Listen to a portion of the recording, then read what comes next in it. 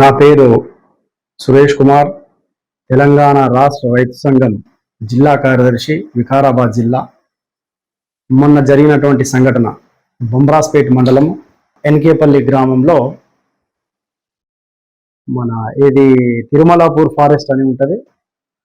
అక్కడ కొంతమంది రైతులు పొలాలు ఉన్నాయి, అటు పక్కనే అడవి ఉంది, అది ఆక్రమణ చేసుకున్నారు అని చెప్పేసి పత్రికల్లో బహిర్గతం కావడం. మరి దానికంటే ముందు కొంతమంది రైతులు అధికారులకు కంప్లైంట్ ఇచ్చారంటని చెప్పి తెలిసినా కూడా పత్రికల్లో వచ్చిన తర్వాత అధికారులు అప్రమత్తం కావడం. మరి ఇక్కడ కొడంగల్ డివిజన్ కేంద్రంలో రేంజర్ అంటే ఎఫ్ఆర్ఓ అంటారు, మరి ఎఫ్బిఓ, ఎఫ్ఆర్ఓ, లేకపోతే బీట్ ఆఫీసర్, సెక్షన్ ఆఫీసర్ కలిగి ఉన్నటువంటి ఎఫ్ఆర్ఓ కార్యాలయము సిబ్బంది వీళ్ళు రోజువారీగా వాళ్ళ తనిఖీలు, అడవులన్నీ కూడా తనిఖీలు కొనసాగుతూ ఉంటాయి. కానీ కొడంగల్ ప్రాంతంలో నిద్రావస్థలో కనబడినట్లు కనబడతా ఉంది. ఎందుకంటే దాదాపు అందాజా ఒక 3-4 సంవత్సరాల నుంచి 5-6 ఎకరాలు కబ్జా చేసుకొని ఒక రైతు దున్ని పంటలేసుకొని అక్కడ ఉన్నటువంటి చెట్లను నరికి మొత్తం కూడా క్లియర్ చేసి కబ్జా చేసిండంటని చెప్పి ఆరోపణలు వస్తూ ఉన్నా కూడా అధికారులు పట్టించుకోకపోవడం దారుణం. వాళ్ళు ఎక్కడుంటారో అర్థం కాని పరిస్థితి ఈ కార్యాలయంలో. మరి ఈ దారుణానికి ఒడిగట్టిన ఇప్పటికీ కూడా అధికారులు చలనం లేకపోవడం అనేది దారుణమైన పరిస్థితిగా కనబడతా ఉంది. మరి ఈ ఫారెస్ట్ భూముల్లో కబ్జా చేసిండ్రంటని చెప్పి నిన్న ఎన్ఫోర్స్మెంట్ నుంచి అధికారులు వచ్చిండ్రంటని చెప్పి కనబడతా ఉంది. చర్చోపచర్చ జరుగుతుంది. మరి ఎంత వరకు భూమి కబ్జా అయ్యింది? మరి ఈరోజే మీ కండ్లు తెరిచినాయా? ఈ కాంటూర్ ట్రంచ్ అనేది ఆ గుంతలు కొట్టి వేయడం జరిగింది. మరి ఈరోజే అక్కడ ఉన్నటువంటి ఏదైతే మట్టి తీసిండ్రో, చెట్లు తొలగించిండ్రో, ఆ మట్టి తీసి రోడ్ వేసుకొని చెదులు చేసుకొని మరి చెట్లనన్నీ కూడా నరికేసినటువంటి పరిస్థితి దాపరించింది.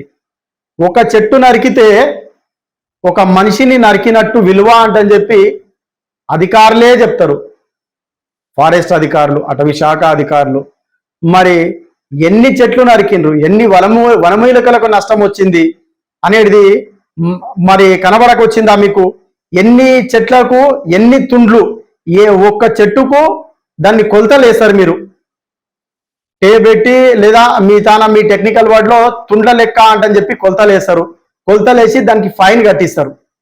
మరి ఆ ఎన్ని తుండ్లు అయినాయి, ఎన్ని కొలతలు వేసిండ్రు, ఏ కేసు పెట్టిండ్రు, ఏ రకంగా కేసు పెట్టిండ్రు, ఇప్పటి వరకు ఏ స్థాయిలో ఉంది ఆ కేసు, ఏం చేసిండ్రు దానిపైన, మరి అవన్నీ తెలియజేయకుండా ఎక్కడిదక్కడ స్తబ్దతగా నడిపిస్తున్నారు అంటనంటే దాంట్లో గూడు పుటాని ఏందో అనేది బహిర్గతం కావాల్సిన అవసరం ఉంది. అంతేకాకుండా ఈ ప్రాంతం నుంచి కర్ణాటక రాష్ట్రానికి లేదా హైదరాబాదు కేంద్రానికి అక్రమ కలాప జరుగుతా ఉన్నా కూడా మరి మీరు కండ్లు మూసుకున్నటువంటి పరిస్థితి. ఎందుకంటే ప్రతిదీ కూడా సివిల్ కానిస్టేబుల్, సివిల్ పోలీసుల్లో చూసుకున్నటువంటి పరిస్థితి. వాళ్ళు తీసుకురావాలి, మీకు హ్యాండ్ ఓవర్ చేయాలి. మీరు కేసులు ఏదో చిన్న కేసులు పెట్టాలి, క్లోజ్ చేయాలి, లేదా చిన్న పెనాల్టీ వేయాలి, క్లోజ్ చేయాలి. మరి మీ కండ్లకు కనవయ్యకొచ్చిందా? మీరు ఎక్కడున్నారు?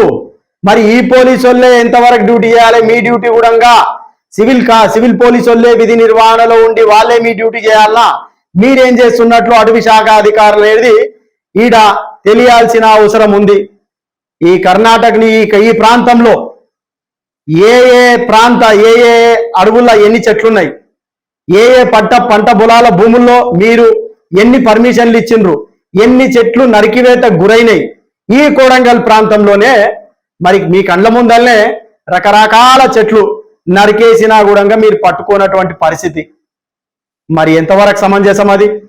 ఇవన్నీ కూడా తప్పుల మీద తప్పులు చేసి అక్రమ కేసులు పెట్టి ఈ రకంగా రైతులను, గిరిజన రైతులను ఇబ్బందులకు గురి చేస్తామంటే ఇది సరైన పద్ధతి కాదు. దీన్ని విరమించుకునాలే.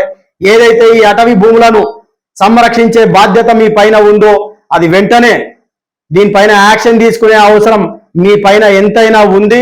దీన్ని తొందరలో అధికారులకు ప్రజలు చెప్పితేనే తప్ప వీళ్ళు బయటికి రానటువంటి పరిస్థితి. లేదా ఏదైనా పత్రికల్లో, ఏదైనా యూట్యూబ్ ఛానల్లో, లేకపోతే ఏదైనా ఛానళ్లలో ప్రస్తావించినటువంటి పరిస్థితులు ఉంటేనే తప్ప వీళ్ళు చొరవ తీసుకున్నటువంటి పరిస్థితులు కనబడతా ఉన్నాయి. అక్కడ పెద్ద ఎత్తున రోడ్ వేసిండ్రు, చెట్లు నరికిన తర్వాత కూడా ఈ అధికారులు అక్కడ అధికారుల కండ్లకు కనిపించకపోవడం అనేది ఇది దారుణమైనటువంటి పరిస్థితి. మరి ఎంతవరకు అది నష్టం వాటిల్లిందో చెప్పాల్సిన అధికారులు మరి ఈ రోజు వరకు దాదాపు నేను అనుకుంటా వారం రోజుల నుంచి ఈ తతంగం జరుగుతా ఉన్నా కూడా ఎలాంటి చలనం లేకపోవడం అనేది ఈ అధికారులలో కనబడతా ఉంది. ఇది సరైన పద్ధతి కాదు. దీన్ని వెంటనే ఎన్ఫోర్స్మెంట్ నుంచి అధికారులు ఏదైతే వచ్చారో మరి దానిపైన ఏం పర్యవేక్షించిండ్రు, పత్రికా ముఖంగా ఈ అధికారులు FRO గారు తెలియాల్సిన అవసరం ఎంతైనా ఉందంటని చెప్పి తెలియజేస్తా ఉన్నాం. వెంటనే దీని సమస్యని, ఏదైతే ఫారెస్ట్ ల్యాండ్ ఈ ఒక్క భూమి అన్యక్రాంతం అయ్యిందే కాదు, ఇలాంటి భూములు మరెన్నో ఉన్నాయంటని చెప్పి మరి ప్రజలు రకరకాలుగా చర్చించుకుంటా ఉంటారు. మరి మీ కాన్సెప్ట్ అంతా ఎక్కడ పోయింది, మీ ఆలోచనలన్నీ ఎటుపోయినాయి, ఇవన్నీ కూడా మీరు గమనించాల్సిన అవసరం ఉంది. మీ ఫారెస్ట్ ఎంతవరకు అయితే ఉందో అదంతా కూడా పునఃపరిశీలించి ఆ బౌండరీస్ అనేటివి ఫిక్స్ చేసుకోవాల్సిన అవసరం ఉంది. మరి ఇవి అన్ని లేకపోతే ఆక్సిజన్ అనేది ముఖ్యమైంది. చెట్లు లేకపోతే వర్షాలు లేవు, మంచి గాలి రానటువంటి పరిస్థితి ఉంటది. కాబట్టి వెంటనే దీనిపైన చర్యలు తీసుకోవాల్సిన అవసరం ఎంతైనా ఉందంటని చెప్పి తెలియజేస్తా ఉన్నా. అదే తరుణంలో గిరిజన తాండాల్లో నివసిస్తున్నటువంటి గిరిజనులు పక్కల రేగడి మైలారం అని చెప్పి ఉంటది, అదే మండలము. గిరికాబాయి తాండాలో గతంలో పక్కల పట్టా భూములు ఉన్నాయి. మరి వాళ్ళు పోడు భూములు చేసుకోవాలంటని చెప్పి ప్రభుత్వాలు కూడా చెబుతూ ఉంటాయి. మరి ఆ పోడు భూములు చేసుకుంటా ఉంటే వాళ్ళ పైన 2015-16 అనుకుంటా అందాజా వాళ్ళ పైన అక్రమ కేసులు పెట్టడం, అధికారుల పైన దాడులు చేసిండ్రంటని చెప్పి అక్రమ కేసులు పెట్టి కోర్టు చుట్టూ ప్రదక్షిణలు చేస్తున్నా ఇప్పటి వరకు కూడా కేసు కొట్టివేయకపోవడం అనేది పెద్ద దారుణం. ఇది వాళ్లకు పట్టాలు ఇవ్వకపోవడం, మరి అధికారులను దాడి చేసిండ్రంటని చెప్పి ఏదో తప్పుడు కేసులు బనాయించి ఈ రకంగా గిరిజనుల పైన అక్రమ కేసులు బనాయించడం అనేది పెద్ద తప్పు, పెద్ద నేరము. అక్కడ ఉన్నటువంటి గిరిజనులకు ఆవాసాలు, అక్కడ ఉన్నటువంటి సొంత పొలాల్లో ఇల్లు కట్టుకొని నివసిస్తున్న వాళ్లకు ఆ భూములు ఇవ్వకుండా మరి అక్రమ కేసులు అనేటివి పెట్టడం అనేది సరైన పద్ధతి కాదు. అదే కాకుండా గిరిజనుల తాండాల్లో వాళ్ళ బతుకు నిమిత్తమై మేకల పెంపకం అనేది చేస్తూ ఉంటారు కామన్గా.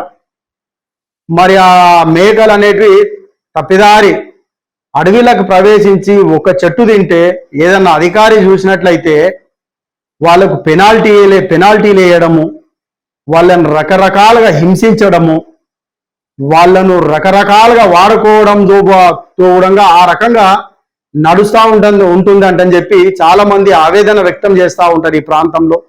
మరి ఇది ఎంతవరకు సమంజసము?